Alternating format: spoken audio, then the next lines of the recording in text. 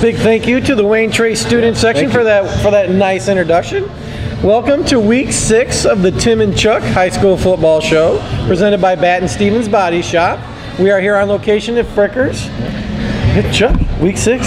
Week 6 is going by fast, Tim. It is going by very fast. One half done. So let's kick off the show, Chuck, with something that we talk about, seems to be a lot, the banners. The banners. The banners. We showed the banner last week to Nora the week before, getting the one cheerleader holding it up and then kind of breaking, and come to find out that it hit her in the head. Yeah. I mean, her name is Allison Sullivan. Luckily, we were able. She's all right. Thank goodness we were able to get a hold of her on Twitter, and she told us that she was okay. But you have Wayne Trace, the cheerleaders, holding the banner this week for their introduction. Lead, follow, or get the heck out of the way. Exactly. They get the heck out of the way. You have to see this. They're holding the banner. They're getting ready right before Wayne Trace runs through. Boom! They let it go and they're gone. Right. They didn't want to repeat what happened against Sonora. They saw Dingus coming with the flag, and they said, "We're out of here." We talk about it all the time. It seems. What are you going to do? Yeah, I don't know. I would opt to make the freshmen hold the banner. Make the freshman hold the banner. If you're going to do it, you're going to do it. Why not? I mean, I'm sure before the season's over, we'll be talking about that again. That's right. Well, Chuck, like we were saying, it's week 6. The midway point of the season is come and gone, Chuck. What do you think's going on out there in the world of high school football here in the Defiance 6 County area? Yeah, you know, it's sort of everything's we talked about a couple weeks ago been flipped upside down. Some of your traditional powers, Liberty Centers, Patrick Henrys, Defiances are struggling this year, and teams like Swanton and Montpelier playing really well. Yeah, we've got four teams that are unbeaten at this point, Chuck. Tenora, Wauseon, Delta, and OG. Yeah. Obviously, if the playoffs started today, those 4 teams would be in. 4 other teams would be in: Napoleon, Bryan, Wayne Trace, and Columbus Grove. Yeah. What do you think is going to play out here the rest of the season, Chuck? What do you think about some of these unbeaten teams? Yeah, you know, I think at this point the teams that are unbeaten, you know they're not flukes. You know that they've got some good athletes and they're playing really good football. There's going to be some big matchups coming down the road with Tenora and Wayne Trace and games like that. But if you're undefeated at this point, it's not a fluke. No, definitely not.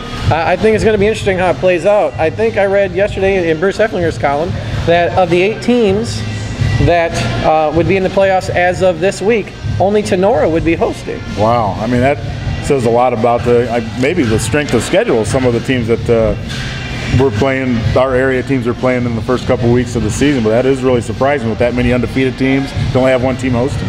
Well, you talked about big matchups. Wauseon and Delta obviously will be another one of those big matchups. Yeah. A couple of unbeatens that are going to meet later on down the road in a few weeks, I think. Yeah, exactly. And that'll be a great game. You know, Delta's that just senior-laden team that just lines up and hands out snot bubbles, you know, when they're pounding the run game right at you. Wauseon does a good job of mixing it up with their offense, so that'd be a really good game. Yeah, definitely some big games coming down the rest of the way, and then obviously we'll be talking about them. That's right. You know it. You know it. It's big, we're talking about. Well, speaking of big games, Chuck, this week we've got a GMC matchup and an NLL matchup. Yeah. We got Tenora at Hicksville. Like we said, Tenora's unbeaten. Hicksville needs a win here to stay in the league race. Yeah, you know, and the first thing they need to do is slow down that Tenora running game. You know, Riley Nago had just a hair under 150 yards rushing last week, and that run game has been amped up and hasn't missed a beat so far this year.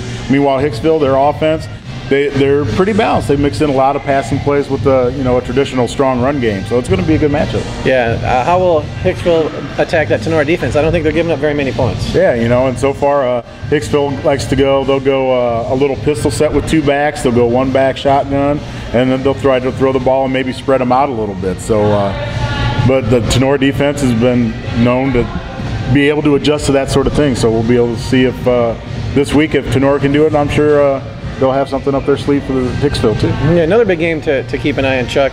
Napoleon at Maumee. Napoleon coming off its first loss, but Napoleon and Maumee, I think, are 3rd and 5th in Division III, Region 8. That's a big game as far as playoffs are concerned. Yeah, exactly. You know, the Wildcats had a tough task last week, but you know they're going to bounce back. They're going to regroup and get back to the drawing board and just come back refocus this week. Yeah, you know that they'll be ready. Tory Strock always has them ready to go, and then obviously Perrysburg is unbeaten and ranked really high. Oh yeah, in the state, they're a good team. Right. So at this point, Chuck, why don't we take a break? We'll be back in just a minute.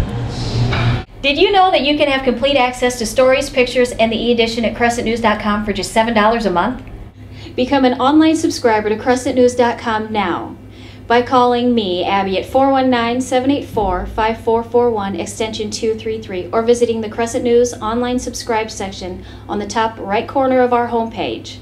We are back, and it's time to hand out some awards, Chuck. Yes. Why don't we start with the Rose Insurance Collision of the Week? What do they say about that, Chuck? They say collision by any other name would not be the Rose Insurance Collision of the Week, Tim. What do we have? From the Wayne Trace-Ayersville game, we got Tyler the Showalter taking the snap on a 2-point conversion play, rolls to his left, and Hunter Stark comes down, gives a little pepper, and puts the wood down and forces an errant pass. Well, that was a big hit. That was a nice play. Yes. Good job, Hans. Yeah. All right. Now it's time for the STAFFMARK Play of the Week. Obviously coming from that same game. Tyler the Showalter bobbles a snap, gets it under control, steps up, throws deep. Down the field is Davidson, hauls it in, goes in for the score, helps Wayne Trace kind of put a little bit of cushion between themselves and your Pilots. Yep. And unfortunately, Chuck, Wayne Trace came out on top. That's right. Good thing Ethan didn't have a microphone on me. There would be a lot of bleeps. Well, speaking of that, Chuck, we do have a little bit of footage here. Oh, What are you going to say about this? Put one of those black tape things over my mouth. What are you doing there? Yeah, there you can just see Coach Adam Baker and myself, just talking to the defensive guys, trying to get some plays called and trying to regroup the troops. Well, we mentioned Ethan. He did the game last week. Where will he be this week?